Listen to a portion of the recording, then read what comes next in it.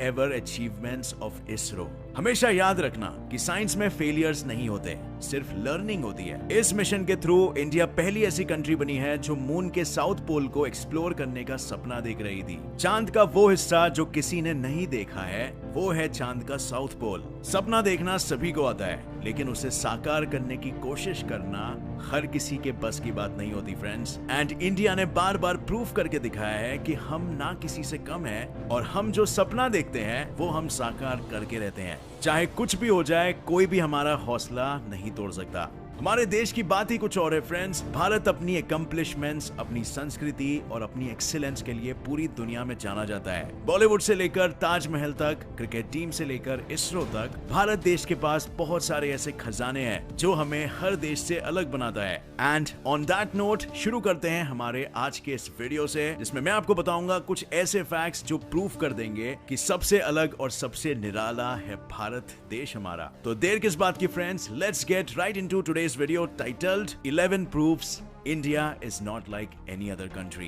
Number 1, चाहे आप India में कहीं भी क्यों ना हो, एक चीज आपको हर जगह थोक भाव में मिलेगी, त्योहार। इंडिया एक बहुत ही डाइवर्स और सेक्युलर देश है, जहां हर साल 400 से भी ज्यादा फेस्टिवल्स मनाए जाते हैं। जहां बाकी के कंट्रीज में गिने चुने त्योहार होते हैं, वहीं इंडिया में आपको हर महीने 10 से कम त्योहार तो नहीं मिलेगा। And that too if you don't count the festivals celebrated in other religions. और फ्रेंड्स, एक और दिल को छूने वाली बात, चाहे होली हो या ईद, क्रिसमस हो या गुरु नानक जयंती, every major festival of every religion is a national holiday in our country. यही तो है दोस्तों हमारे देश के संस्कार और संस्कृति। Number 2, languages spoken. तो फ्रेंड्स, क्या आप जानते हो कि यूएस में कितनी भाषाएं बोली जाती है? एक, यूएसए की ऑफिशियल लैंग्वेज इंग्लिश। अच्छा, चाइना में कितनी भाषाएं बोली जाती है? चाइना की ऑफिशियल लैंग्वेज है मैंडरिन या स्टैंडर्ड चाइनीज, और पूरे देश भर में ये अकेली एक लैंग्वेज बोली जाती है। और फाइनली हम आते हैं इंडिया पर। हम सभी को पता है कि भारत की मातृभाषा हिंदी है, लेकिन क्या आपको पता है कि इंडिया में एक नहीं, दो नहीं, बल्कि 22 ऑफिशियली रिकॉग्नाइज्ड लैंग्वेजेस है? और क्या आपको पता है कि हमारे पास 500 से भी ज्यादा अनऑफिशियल लैंग्वेजेस है? Hindi, Tamil, Telugu, Bengali, Marathi, Malayalam, Sanskrit, English, Urdu, Gujarati, Bhojpuri, Maithili, Assamese, and the list is literally endless. And it is no surprise कि highest number of languages spoken in the country की लिस्ट में इंडिया की वर्ल्ड रैंकिंग सेकंड पर है। और तो और इंग्लिश, जो कि एक ग्लोबल लैंग्वेज के नाम से जानी जाती है, उस लैंग्वेज को फ्लुएंटली बोलने वाले लोग इंडिया में इतने हैं कि इंडिया आज वर्ल्ड की second largest English speaking country है आफ्टर द यूएसए। एंड वो तब जब यूएसए में 90% से भी ज्यादा लोग इंग्लिश ही बोलते हैं, और इंडिया में ऑन एन एवरेज हर इंसान 3-4 भाषाएं बोलना जानता है। ऐसा भारत के अलावा और कहां हो सकता है? Number 3, only country ever to reach Mars in its first attempt. 1962 में फिर से कई कोशिशें हुई, लेकिन रशिया हर बार नाकामयाब रहा। उसके बाद 1964 में आया यूएसए, लेकिन रशिया की ही तरह यूएसए का मिशन भी पहली बार में सक्सेसफुल नहीं हो सका। एंड ये सिर्फ इन दोनों देशों की ही कहानी नहीं है, बल्कि जापान, चाइना या कोई भी कंट्री अपने पहले अटेम्प्ट पर अपने मिशन टू मार्स को सक्सेसफुल होते हुए नहीं देख पाई, सिवाय इंडिया के। नवंबर 5, 2013 के शुभ दिन पे भारत ने लॉन्च किया मंगलयान, जिसने इंडिया को दुनिया का पहला ऐसा देश बनाया जिसने अपने मिशन टू मार्स को पहले ही अटेम्प्ट में सक्सेसफुल होते हुए देखा। ये है हमारे इंडिया की मेहनत और यूनिकनेस का प्रूफ। जय हो इसरो। Number 4, valuable contributions. चाहे कोई भी फील्ड हो, मैथ्स, साइंस, आर्ट्स, इंडिया ने हर फील्ड में कई कॉन्ट्रीब्यूशंस करी है, जिनके बिना आज शायद दुनिया अलग होता। दुनिया के सबसे बड़े और समझदार साइंटिस्ट में से एक एल्बर्ट आइंस्टाइन ने एक बार कहा था, "We owe a lot to the Indians who taught us how to count, without which no scientific discovery would have been made." Zero और डेसिमल नंबर सिस्टम से लेकर mother of all languages Sanskrit, सब India का ही तो contribution है। Earliest school of medicine यानी कि आयुर्वेदा का भी ओरिजिन इंडिया में ही हुआ। चेस, जो मेरा फेवरेट गेम है, वो भी इंडिया की ही देन है। Kamasutra, Taj Mahal, shampoo, algebra, trigonometry, programming algorithms, the art of navigation, cataract surgery, the world's first university, the value of pi, the solution to quadratic equations, the cure for leprosy, musical octaves. आखिर क्या नहीं दिया है भारत ने इस दुनिया को। Number 5, the valiant Indian Army.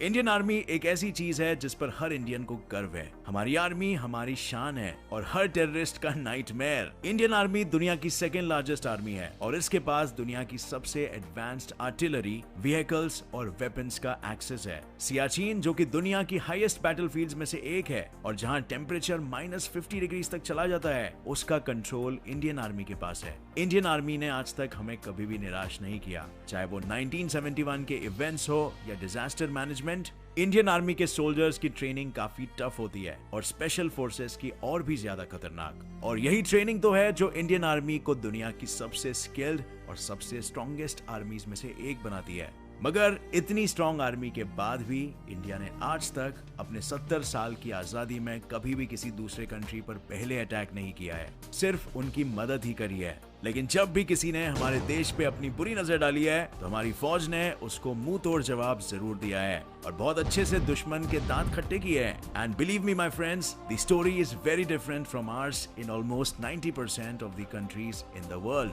Number 6, one of the highest numbers of mosques built.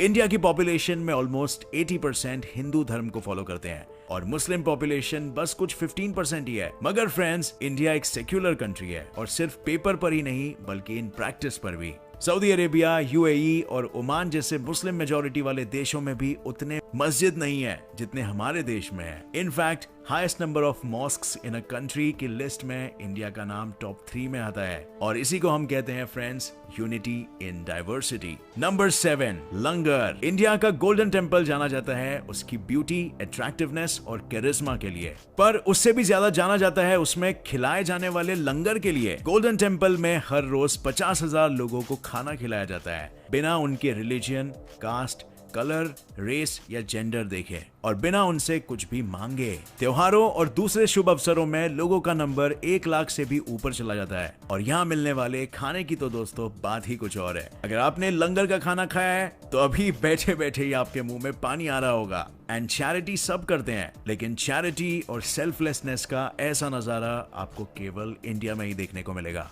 Number 8, world's biggest democracy. India दुनिया की सबसे बड़ी और सबसे ज्यादा पॉपुलस डेमोक्रेसी है। भारत का कॉन्स्टिट्यूशन हस्तलिखित यानी हैंड रिटन है and it is 1,17,369 words long, जो हमारे कॉन्स्टिट्यूशन को दुनिया की सबसे बड़ी हैंड रिटन डेमोक्रेसी बनाता है। इंडियन कॉन्स्टिट्यूशन लिखते समय लोगों की हर प्रॉब्लम, जरूरत और रिसोर्सेस को ध्यान में रख के लिखा गया था। एंड आज हमारे देश के नागरिकों के पास कई ऐसे स्पेशल प्रिविलेजेस है जो दुनिया के किसी थर्ड वर्ल्ड कंट्री के पास नहीं है। एंड एक डेवलपिंग नेशन होने के बावजूद आज ज्यादातर भारतीय एक बहुत ही अच्छी लाइफस्टाइल जी रहे हैं। Number 9, Indian street food. चाहे आप जितने भी बड़े आदमी बन जाए, जितना भी कमा ले या जितने भी 5 स्टार या 7 स्टार होटल्स घूम ले, माँ के हाथ के घर का खाना और घर के पास मिलने वाला स्ट्रीट फूड की जगह कोई नहीं ले सकता। पानी पूरी, वड़ा पाव, छोले कुलचे, पापड़ी चाट और अन्य कई सारे डिशेस। आया ना मुंह में पानी। और इंडियन क्यूजीन इतनी ज्यादा डाइवर्स और इतनी ज्यादा यूनिक है कि दूसरे देशों में भी इंडियन स्ट्रीट फूड और इंडियन रेस्टोरेंट्स का बहुत ही डिमांड है। गॉर्डन रैमसे जैसे बड़े बड़े क्यूलिनरी एक्सपर्ट बार बार इंडिया आते रहते हैं ताकि यहाँ के क्यूजीन्स का आनंद ले सके। और आप खुद सर्वे करके देख लीजिए, कोई भी फॉरेनर जब भी इंडिया से वापस अपने देश जा रहा होता है तो उसके मन में एक रिग्रेट तो होता ही है, और वो ये है कि यहाँ के खाने को अपने साथ नहीं ले जा सकने का। Number 10, Indian railways. Indian railway system दुनिया के सबसे बड़े और वाइड स्प्रेड रेलवे सिस्टम्स में से एक है,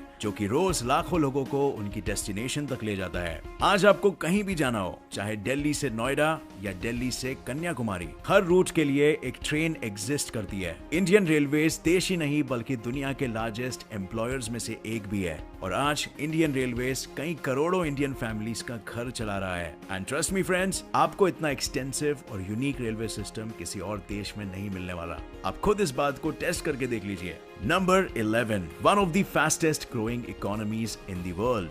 जैसे कि आप जानते हो दोस्तों, इंडिया दुनिया की फास्टेस्ट ग्रोइंग कंट्रीज में से एक है, और ऐसा एस्टिमेटेड है कि 2050 तक ना तो इंडिया सिर्फ एक सुपर पावर बन जाएगा, बट ऑल्सो वो यूएसए और चाइना जैसे देशों की जीडीपी को भी क्रॉस कर लिया होगा। And this is when India is considered to be a still developing nation. इतनी फास्ट ग्रोथ रेट और किस देश की है दुनिया में? तो ये थे अनेक एग्जाम्पल्स में से कुछ जो प्रूफ करते हैं कि इंडिया बाकी कंट्रीज की तरह नहीं है। हमारे देश ने अतीत में बहुत कुछ सहा है, कई लोग आए और बहुत कुछ हमारे देश से लेकर गए, लेकिन हमारे देश ने जितने खजाने खोए हैं उससे कई ज्यादा खजाने बोए हैं। And we can proudly say that if India didn't exist, technology wouldn't have been how it is now, science wouldn't exist as we see now. हमारा देश सबसे अलग और सबसे निराला है, सारे जहां से अच्छा हिंदुस्तान हमारा है। आज के लिए फ्रेंड्स बस इतना ही। अगर आपको मेरा ये वीडियो पसंद आया तो इसे लाइक जरूर करना, मेरे चैनल को सब्सक्राइब कर लीजिए और नोटिफिकेशन बेल बिल्कुल ऑन कर लीजिए ताकि आप आगे आने वाले इंटरेस्टिंग वीडियोस कभी भी मिस ना करें। सो मिलते हैं नेक्स्ट वीडियो में फ्रेंड्स और नई जानकारी के साथ, और तब तक के लिए देखते रहिए और सीखते रहिए।